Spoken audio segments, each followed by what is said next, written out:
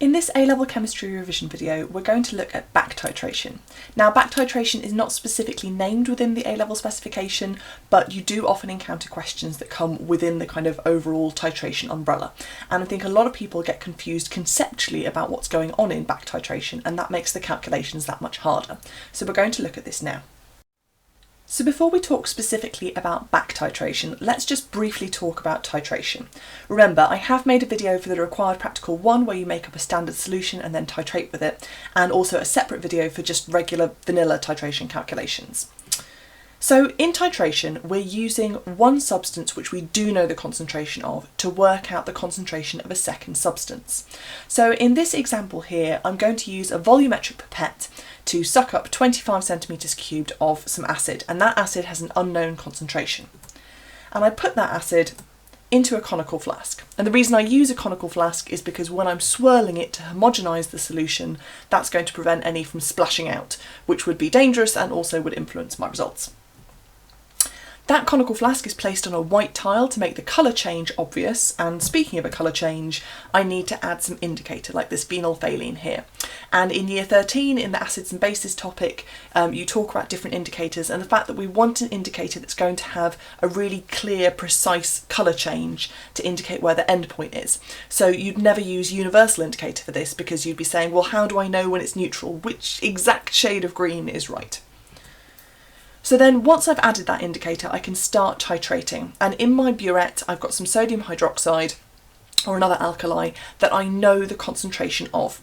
So by the time that I've finished my titration, because I add it until I see my first permanent colour change, by the time I finish that titration, I have two pieces of information about the reagent that was in the burette. I know its concentration because I knew that before I started, and I know its volume because I can read that off my burette by looking at the meniscus. So then, based on this, I can do a calculation to work out what the concentration of the acid was, even though at the start I only knew its volume. So I can use the chemical equation of the neutralisation reaction between the alkali and the acid to work out the ratio of moles. So let's say that in this example, it takes 40 centimetres cubed of 0.1 mole of sodium hydroxide to neutralise my conical flask of sulphuric acid. Now, the first thing that you always want to be doing in any of these quantitative questions is to work out the moles of something. There will be one of the reagents that you have two pieces of information for, either the mass and an MR or a concentration and a volume, and that will allow you to work out moles. So looking at this particular question, I only know one thing about the sulphuric acid, but I have two pieces of information about the sodium hydroxide, and that will allow me to calculate the moles. So by rearranging concentration is moles divided by volume, I get moles is concentration times volume, and it's obviously important that that volume is in decimeters cubed. So I'm going to need to convert 40 centimeters cubed by dividing it by 1,000. So if I do that calculation, I can work out my moles of sodium hydroxide. Now I need to know the moles of sulphuric acid in order to be able to work out the concentration. And for that, I'm going to need a chemical symbol equation. Now, if you're not given this in the question, you're going to need to work it out and balance it yourself. And the thing to be aware of with a simple acid-alkali titration is that you're going to need equal numbers of hydroxide ions and hydrogen ions. So because the sulphuric acid has 2 hydrogen ions and the sodium hydroxide only has 1 hydroxide ion, you're going to need twice as much sodium hydroxide as sulphuric acid in terms of moles.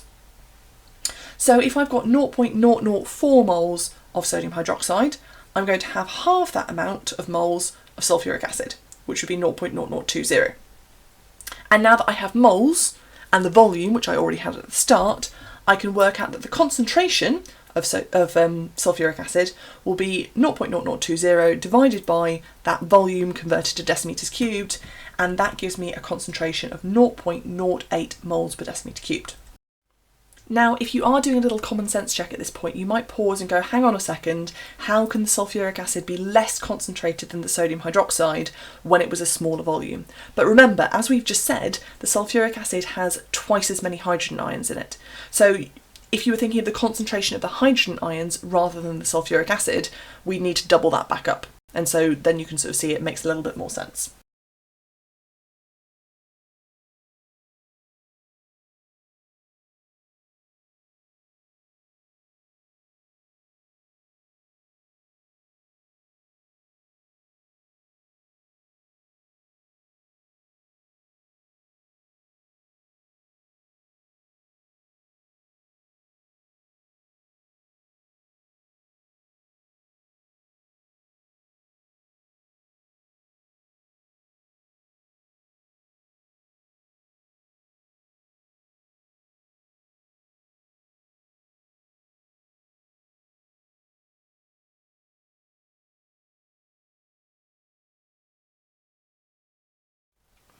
So that's how we do the calculations for basic vanilla titration. That works fine if we're trying to work out what the concentration of a solution is. But sometimes we're trying to analyse a solid, like this piece of rock here. Imagine it's some limestone, which is mainly calcium carbonate, and I want to know exactly how much calcium carbonate there is in it. I can't just do a titration with a piece of rock, so I need a different approach. Here I've got a beaker which contains an excess of acid, and the crucial thing is that this time around I actually know what the concentration of that acid is. I'm going to know the volume and the concentration of both of the liquids that I'm using in this titration. So I take my acid and I put my calcium carbonate into it, and I'm going to wait until it's reacted as much as it's going to. At this point I'm going to use that acid, that sort of leftover acid, to do the titration. So again, I take my pipette, I put it in a conical flask, white tile, indicator, titrate it with some sodium hydroxide, wait for the first permanent colour change, and at this point I'm going to take the volume from the burette, measuring from the meniscus, same as I always would. The crucial thing here is that by using the titration with sodium hydroxide, I can work out how many moles of hydrochloric acid there actually are in the conical flask. How many were there left to do that titration? But because I knew what the concentration was at the start, I can also work out how many moles I started with. And the difference between those two number of moles will be how much of the acid reacted with my rock. And so I can use that to work out the percentage purity. So here's a slightly simplified example of a typical exam question involving back titration. We've got a sample of a rock and we believe it to be calcium carbonate, and it's going to react with a sample of acid. Then the residual acid, the leftover acid that hasn't reacted with the rock, is used to do a titration, and we want to know what the percentage purity of calcium carbonate was. These questions aren't super complicated, but they do have a lot of steps, so it's going to take me a lot of the screen to answer it, so I've just summarised the key numbers from the question down at the bottom of the screen. The first step is to work out how many moles of sodium hydroxide have been used, just like we would have done in a regular titration. So in this instance, it was 1 mole of sodium hydroxide and it took 20 centimetres cubed, so that gives me 0.02 moles. Now I'm going to use the symbol equation to work out how many moles of hydrochloric acid took part in the titration. So in this instance, they're reacting in a 1-to-1 ratio, and therefore if I have 0.02 moles of sodium hydroxide, I also have 0.02 moles of hydrochloric acid. My next step is to think about how much acid should there have been. Let's say that instead of putting calcium carbonate in the acid before the titration, I just put something completely inert that didn't react. Well, in that case, how much hydrochloric acid would I have been expecting there to be by the time I started the titration? So again, I can do moles by working out concentration times volume, and I started out with 1 mole of hydrochloric acid, and there was 25 centimetres cubed, so that would be 0.025 moles. Now, the difference between that and the number I just worked out from the titration, that's going to tell me how much reacted with my carbonate. So in step 2, we said that there was 0.020 moles of hydrochloric acid taking part in the titration. But at the very start of the question, before the reaction with the rock with the calcium carbonate, we had 0.025 moles of hydrochloric acid. So that means that somehow we've lost 0.005 moles of hydrochloric acid. And the only place that we can have lost it is that it reacted with the calcium carbonate in the rock before we got as far as the titration. I can use this information together with the symbol equation to work out how many moles of calcium carbonate have reacted. As you can see from the symbol equation, for every 2 moles of hydrochloric acid, I only need 1 mole of calcium carbonate. So I'm halving the number of moles that I had of the hydrochloric acid. So that means that 0.0025 moles of calcium carbonate took part in this reaction. That's how many moles there were in my sample of rock. Now, to work out the percentage purity of this rock, I either need to compare the mass of calcium carbonate that was actually in that rock with the total mass of the rock, or I need to compare the moles of calcium carbonate that I actually had with the number of moles that there would be in the rock if it was totally pure.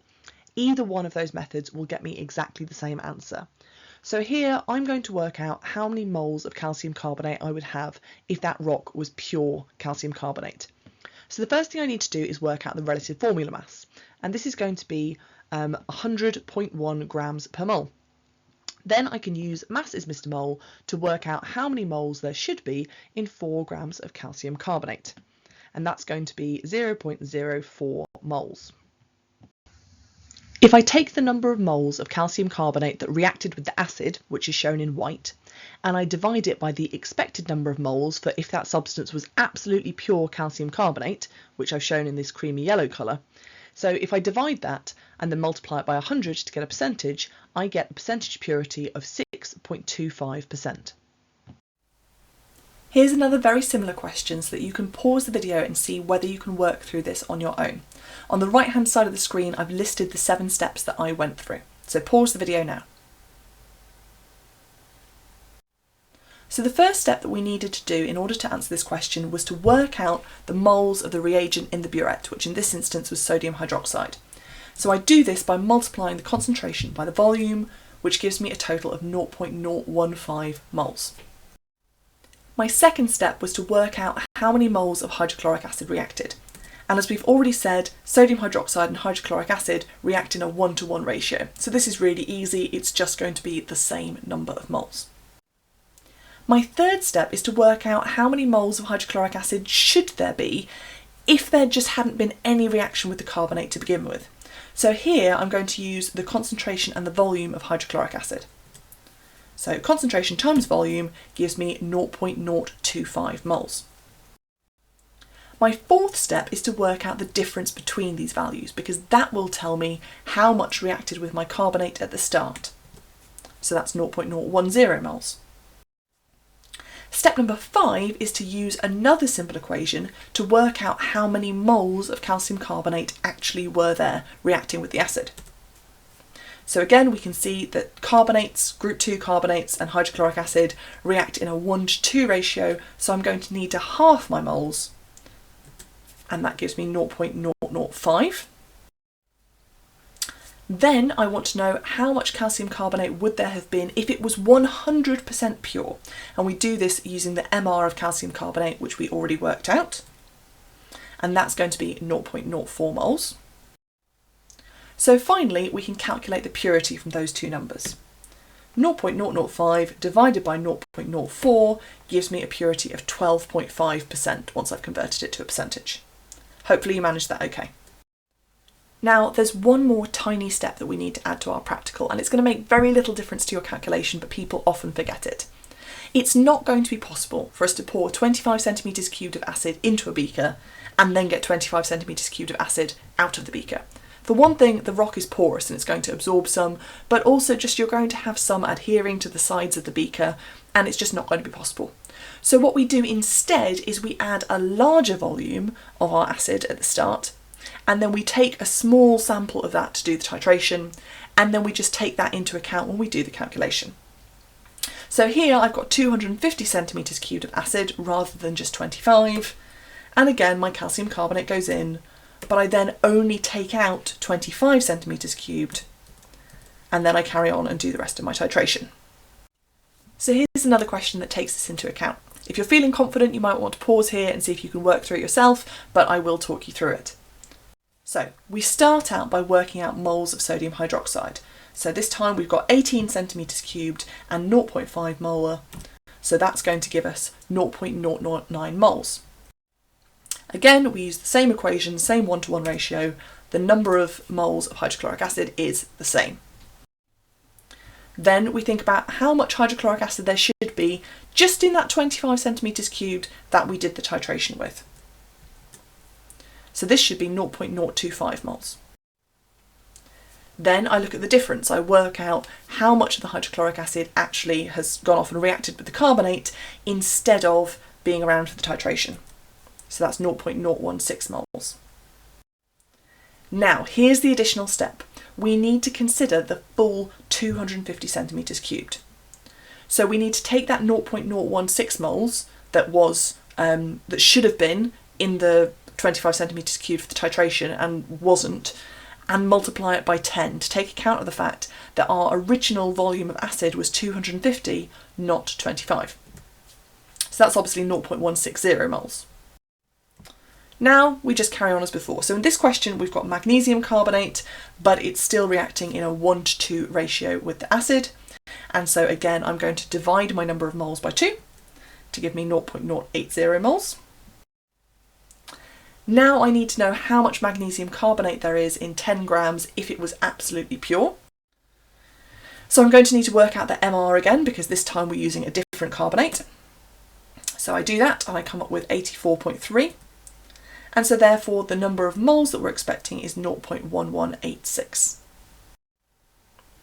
So therefore, if I actually had 0.080 moles reacting, but I expected 0.1186 moles to react, that gives me a percentage purity of 67.4%.